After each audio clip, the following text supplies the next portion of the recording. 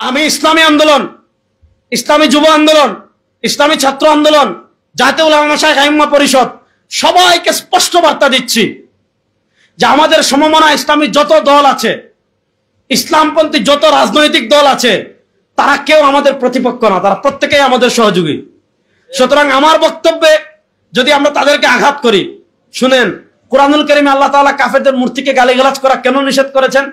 কারণ আপনি মূর্তিদেরকে গালিগালাজ করেন, তারা কি করবে? আল্লাহকে গালিগালাজ করবে, এটা দুনিয়ার নিয়ম। আপনি যদি আল্লামা মাহমুদুল হককে নিয়ে ট্রোল করেন, তাহলে তার দলের কর্মীরা পীর সাহেবকে নিয়ে ট্রোল করবে। আপনি যদি ডাক্তার শফিক সাহেবকে নিয়ে ট্রোল করেন, তার দলের কর্মীরা আপনার নেতাকে ট্রোল করবে। আপনি যদি হেফাজতে ইসলামের নেতৃবৃন্দকে নিয়ে ট্রোল করেন, হেফাজতের নেতৃবৃন্দ আপনাদের নেতৃবৃন্দকে নিয়ে ট্রোল করবে। হ্যাঁ, একটা হলো রাজনৈতিক সমালোচনা, আপনি তার রাজনৈতিক পলিসির সমালোচনা করতে পারেন, কিন্তু রাজনৈতিক পলিসির সমালোচনা করতে গিয়ে আপনি যদি নাম বিকৃত করেন, নাম বিকৃত করা হারাম। আপনি যদি তাকে গালি দেন, গালি দেওয়া হারাম। সিবাবুল মুসলিমি ফুসুকুন, কোন মুসলমানকে গালি দেওয়া হারাম, কোন মুসলমানের নাম বিকৃত করা হারাম।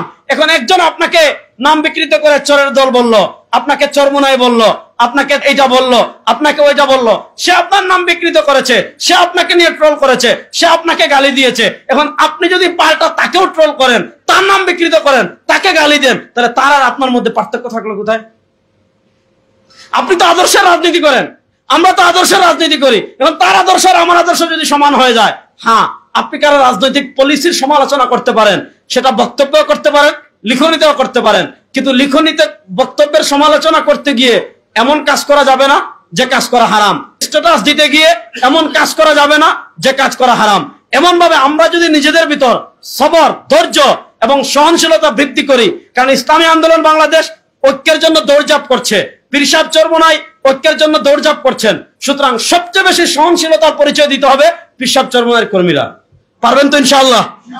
এখানে যারা আছেন ওয়াদা করেন ফেসবুকে অন্য দল নিয়ে সমালোচনা করবেন না, ঠিক আছে তো ইনশাআল্লাহ? অন্য কোন দলের নেতাকে নিয়ে ট্রোল করবেন না, পারবেন তো ইনশাআল্লাহ?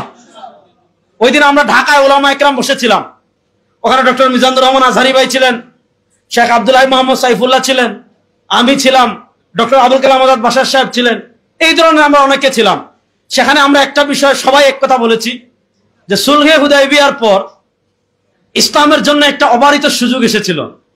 সাহাবা একরাম রিদওয়ানুল্লাহ আজমাইন, তখন কাফেরদের আর সমালোচনা করাও লাগে নাই, মূর্তির বিরোধিতা করাও লাগে নাই। কি করা হয়েছে? সাহাবা একরামের সাথে তারা মিশছে, সাহাবা একরামের সাথে কাছে তারা আসছে, সাহাবা একরামের আদর্শে অনুপ্রাণিত হয়ে। দেখেন আল্লাহ তাআলা কি বলেছেন, ওয়ারাআইতান নাস ইয়াদখুলুনা ফি দীনিল্লাহি আফওয়াজা। আগে মুসলমান হতো একজন, দুইজন, তিনজন, চারজন, পাঁচজন, এক গোত্র, দুই গোত্র। এখন এক এলাকা আসে, একসাথে মুসলমান হয়ে যায়।